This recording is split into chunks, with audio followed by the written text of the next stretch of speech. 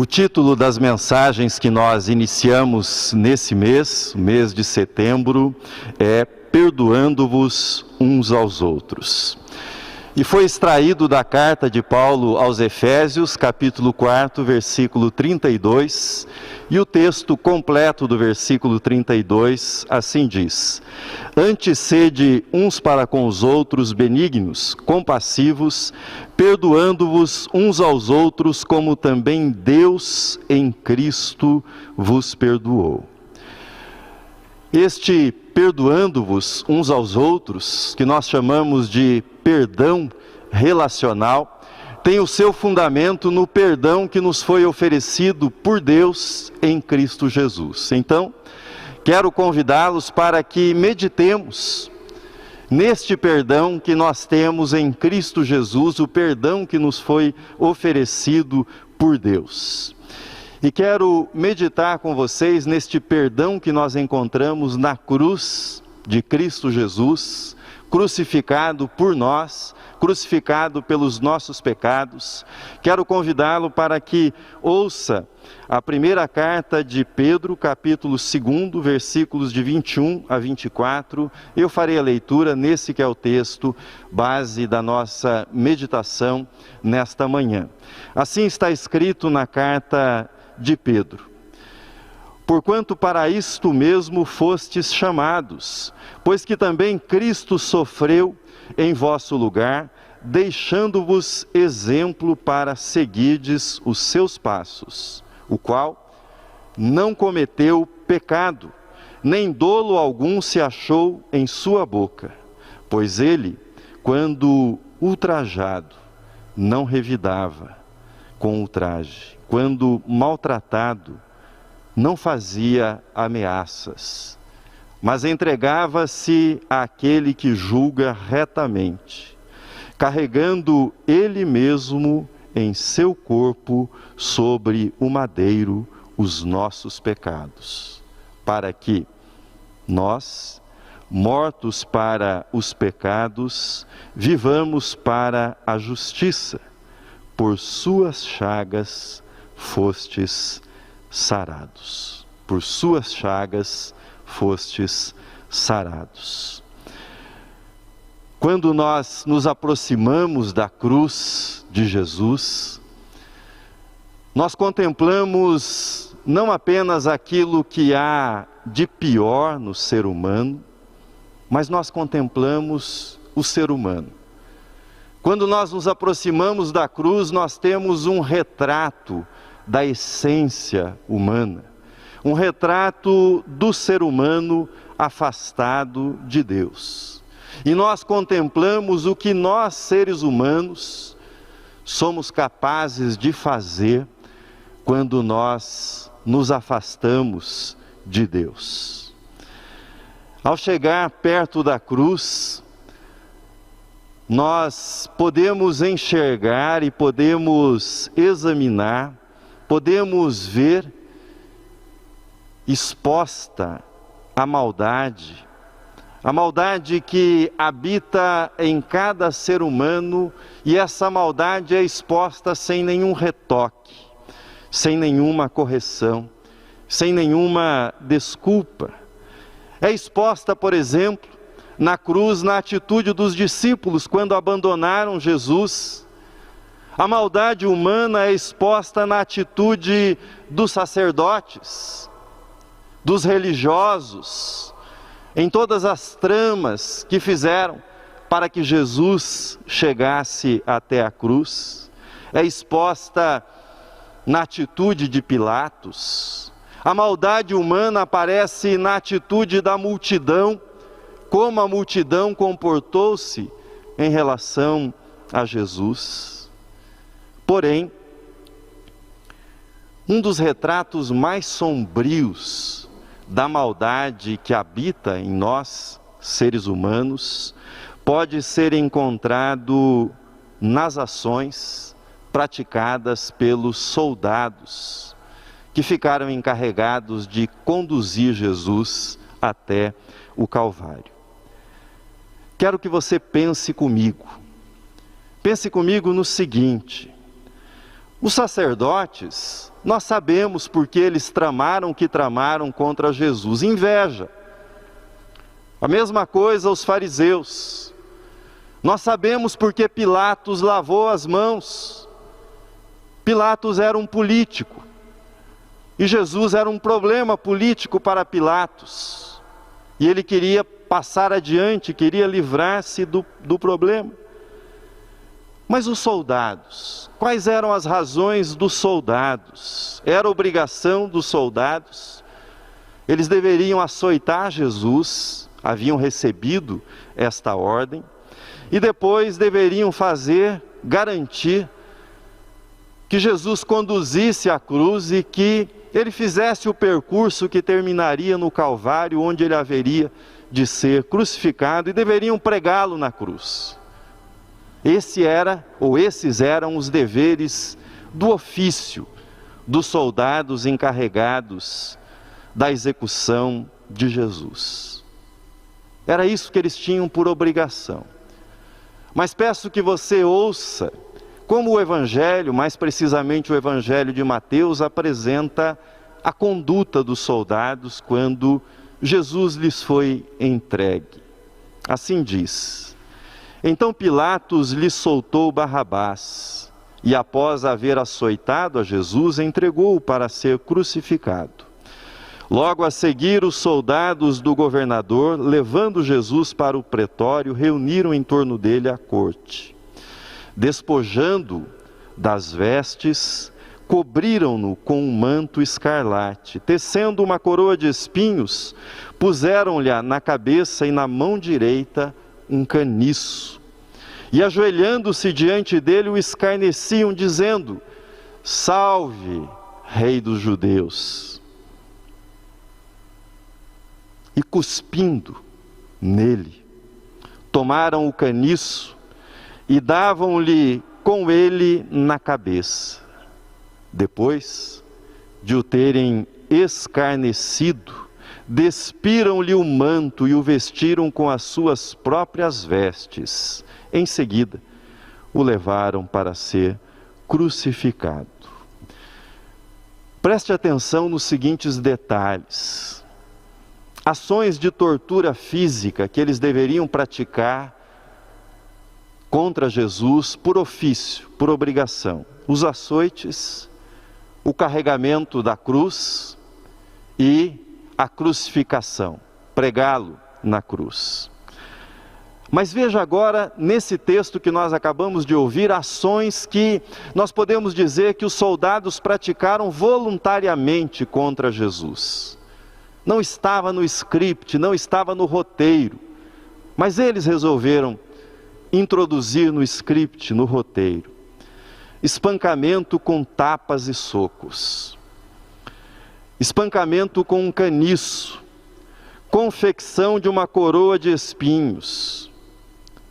Essas foram algumas das ações que eles fizeram por conta. Ações de tortura psicológica que também eram ações voluntárias, praticadas pelos soldados. Primeiro, zombaria. O manto e o cetro para ridicularizarem Jesus. A coroa de espinhos para ridicularizá-lo, mas também para aplicar-lhe um pouco mais de dor. E cuspiram em Jesus para escarnecer de Jesus e humilhá-lo. Dois pontos para mim se destacam nas ações dos soldados. Primeiro, eles fizeram o que fizeram para se divertir, para quebrar um pouco do tédio daquele dia de serviço, quem sabe. Segundo, fizeram o que fizeram para um inocente. Se o tivessem feito para um culpado, isso já seria abominável. Já seria esse excesso abominável, mas eles fizeram o que fizeram para um inocente.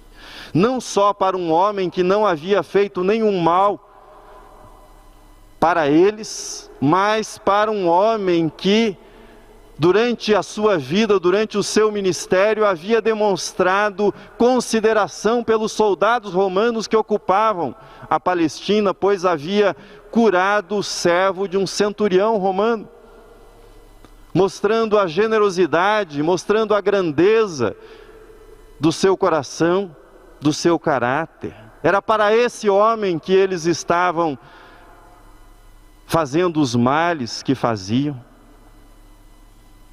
A cruz, meus irmãos, a cruz mostra que nós, seres humanos, nós não precisamos de uma razão para fazer o mal. Nós não precisamos de um motivo para fazer o mal. Nós fazemos o mal porque existe em cada um de nós um impulso, uma força, uma propensão interior para praticá-lo e praticá-lo com esses requintes de crueldade que nós acabamos de ouvir no texto do Evangelho. Mais do que isso, ao praticar o mal, nós, seres humanos, experimentamos uma satisfação mórbida em aplicar o mal a outra pessoa, a outro ser humano. Será que nós somos diferentes dos soldados romanos que acompanharam Jesus? Será que nós nunca fomos injustos com ninguém? Será que nunca sentimos um prazer, por pequeno que seja, em agir de modo cruel em relação a outra pessoa? Será que nós somos uma espécie evoluída? Será que esse vírus da maldade, do pecado, não está mais presente na nossa vida? Será que em mim e em você não há nada de selvagem? Você já não se surpreendeu com alguma reação sua? E depois dessa reação você já não disse para si mesmo: o que é que deu em mim? O que é que deu em mim para que eu fizesse isso? A Bíblia responde: pecado, pecado, pecado. Começou lá no Éden. Não é que você não possa fazer o bem, não faça e não seja um cidadão de bem, mas o bem que muitas vezes você faz, você se orgulha por fazê-lo. Você pode e faz o bem, mas a mensagem bíblica é que você não deixa de fazer o mal. Não deixa de fazer o mal, e pior ainda, nós não sabemos como mudar isso, nós não sabemos como transformar essa realidade. E aqui nós chegamos ao cerne, ao núcleo daquela que é a mensagem da cruz, e que foi tão bem sintetizada por John Stott, um dos grandes teólogos do século XX. Ele diz a respeito da cruz: antes que possamos começar a ver a cruz como algo feito para nós, ou seja, que nos leva à fé e à adoração, antes desse passo, nós temos de vê-la como algo feito por nós. E isso nos leva ao arrependimento, nos leva à confissão, nos leva ao recebimento do perdão. Até aqui nós percebemos como a cruz mostra a nossa maldade, o nosso pecado. Agora eu quero mostrar para você um outro lado. Como é que a cruz revela o amor divino? Não só as trevas humanas, mas a luz do amor divino brilhando na cruz. Jesus era inocente, e Jesus era o Filho de Deus Todo-Poderoso. E Ele havia dado durante o seu ministério muitas demonstrações do seu poder, fazendo com que uma tempestade se acalmasse, multiplicando pães e peixes, curando pessoas. Ele era inocente, mas era o Filho de Deus Todo-Poderoso. Por que eu digo isso? Jesus precisava somente, ele só precisava piscar um olho para que aqueles soldados que cuspiam nele ficassem para o resto da vida com a boca seca.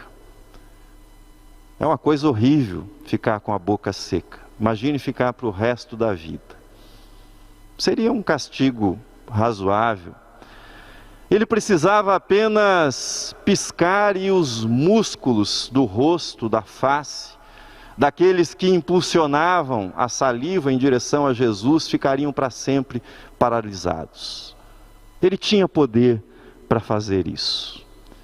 Jesus era inocente e era o Filho de Deus Todo-Poderoso. Certamente, o que ele fez quando ele, num sábado, curou um homem que tinha uma mão ressequida, ele poderia fazer o contrário. E poderia tomar as mãos daquele soldado que pegou os espinhos e começou a confeccionar aquela coroa de espinhos para colocá-la num gesto de zombaria e crueldade sobre a cabeça de Jesus. Jesus poderia tornar aquelas mãos para sempre ressequidas, como castigo. Mas ele não o fez. Ele não o fez. Diz o texto que lemos que ele não se defendeu da humilhação, fosse a humilhação de ser cuspido na face, e ele não se defendeu da humilhação de receber a coroa de espinhos sobre a sua cabeça. Ele não desceu da cruz, apesar das provocações que ele recebeu. E a resposta para a nossa pergunta, por quê? Por quê? Porque ele estava lá por mim e por você. Porque eram os nossos pecados que ele tomava sobre si na cruz. Eram as nossas culpas. E você quer um modo vívido de entender isso? Tome o cuspe que os soldados jogaram sobre Jesus como um símbolo da nossa maldade, um símbolo da nossa sujeira interior. Tome isso como um símbolo dos seus pensamentos mais repugnantes, das suas ações mais terríveis. Tome isso como um símbolo. Tudo isso foi jogado sobre Jesus. Tudo isso ele levou sobre si, para que nós fôssemos sarados pelas suas chagas. Na cruz ele recebeu sobre si toda a sujeira e toda a malignidade que nos habitam. Tome a coroa de espinhos como um símbolo das consequências do pecado. Vocês sabem que espinhos ferem, machucam. Alguns espinhos são difíceis de serem retirados. Os espinhos são uma imagem do que o pecado faz e das consequências do pecado. Veja na coroa de espinhos sobre a cabeça de Jesus todos os seus pecados que machucaram, feriram, magoaram outras pessoas ao longo da sua vida e, sobretudo, os pecados que ofenderam, que macularam a santidade e a perfeição de Deus. A cruz não é somente, meus irmãos, minhas irmãs, não é somente o lugar em que a doença humana é exposta, que a feiura do nosso pecado é exposta, mas a cruz é o lugar no qual nós encontramos cura. Pelas suas chagas fostes sarados. A cruz não é somente um lugar de sombras, é a cruz o lugar onde brilha a intensidade do amor de Deus, a luz do amor de Deus. Mas a cruz é um lugar de decisão. E com isso eu caminho para o encerramento dessa meditação. É o lugar onde nós aceitamos ou nós rejeitamos o amor de Deus. Aceitamos esse diagnóstico que Deus faz de nós na cruz, esse raio-x da nossa natureza, e aceitamos a terapia que Deus propõe para a nossa condição de enfermos, de adoecidos. Tomamos a decisão diante da cruz se lidaremos com o mal na sua radicalidade ou lidaremos com o mal e a nossa maldade de modo banal. Qual é a sua decisão? A cruz é um lugar de entrega, é um lugar de rendição. A cruz não existe somente para mostrar quem eu sou e a feiura do meu pecado, mas a beleza da transformação, o poder da transformação de Deus por meio do perdão. Mas para isso é preciso que você faça uma decisão, que você tome uma atitude de render-se a essa mensagem de amor incondicional que nós recebemos de Deus. A cruz, essa cruz, é diante dela que nós somos convidados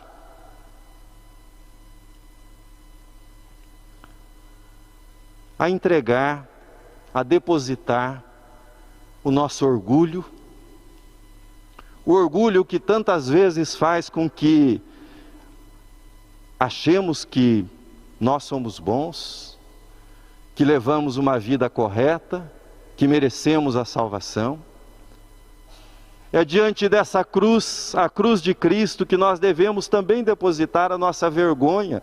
Afinal de contas, orgulho e vergonha são irmãos gêmeos. O orgulho te joga no chão e a vergonha te segura lá dizendo que você não presta, que você não tem valor, que o chão é o seu lugar.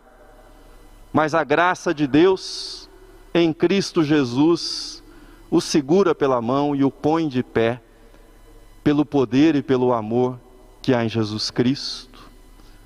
A cruz é o lugar para você depositar a sua lista. Que lista? Aquela lista das coisas que fizeram contra você e que você fica ruminando todos os dias. E rumina pensando em vingança, pensando em destruição do outro, desejando a destruição do outro. É diante da cruz que você deve deixar aquela pergunta: mas e o que fizeram comigo? Isso não conta. E o que fizeram contra mim? É olhando para a cruz que você deve dizer: eu escolho o que Jesus fez na cruz por mim. Eu escolho o perdão. Eu escolho a graça. Eu escolho o amor. Eu escolho a nova vida. A cruz, esta cruz, a cruz de Cristo, é o lugar para o qual você deve olhar